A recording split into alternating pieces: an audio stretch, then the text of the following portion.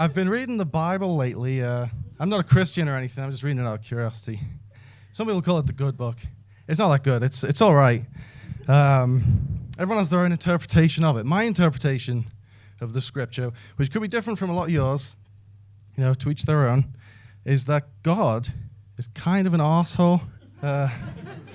He does kind of a lot of bad things in the Bible. He sent his own son to be crucified, which to me is worse than Michael Corleone getting Fredo killed because he got in the way of business. At least Fredo was given kind of a quick, relatively painless death. God wanted Jesus to suffer. Thought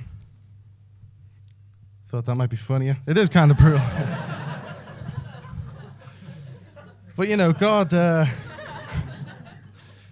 God did all these terrible things in the Bible. Christians just let it slide. They'll let that guy get away with anything, Like, I kind of see God as like a bad boyfriend, to the Christians.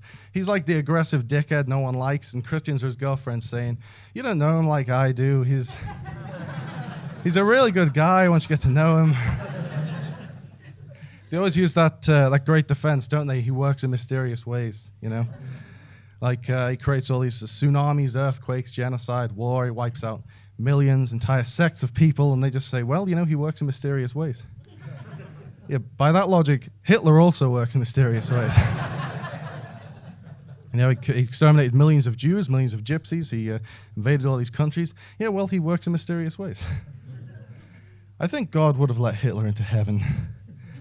Because they have a lot more in common than you might think. For starters, they are in the genocide club together. It's a very exclusive club. Not many people have managed to pull off genocides quite as successfully as those two guys. God wiped out everyone on the face of the planet apart from like one guy and some animals on a boat. So that's a great genocide. Hitler made his way around a good fair chunk of the world. It's good genocides. I imagine they're both just in heaven in the VIP room every night doing shots and comparing numbers. Hitler's trying to say, well, I killed 6 million Jews, 3 million gypsies, and God just goes, mate, I killed 10 million people in the Bible alone. You've got fucking nothing on me. I was on a plane recently. I think when you've got God and Hitler drinking together, you need to cleanse the palate a bit. So there's this plane story. I was on a plane, and my friend had gotten the tickets for the flight really cheap. I didn't know how he'd managed to get such a good deal until we were actually sitting on the plane on the runway ready to take off, and he explained to me that a pilot who was working for the airline a few weeks earlier had been flying one of the planes and decided to kill himself, so he crashed the plane into the side of a mountain, which is a very selfish way to kill yourself. You have to take 200 people down with you or so and leave a massive mess on the side of a mountain for someone to clean up. But, God works in mysterious ways.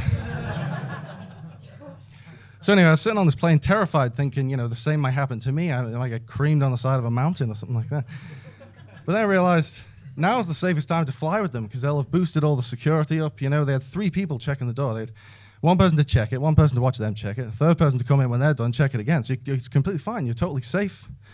Unless those 3 people have a suicide pact. Then you're fucked.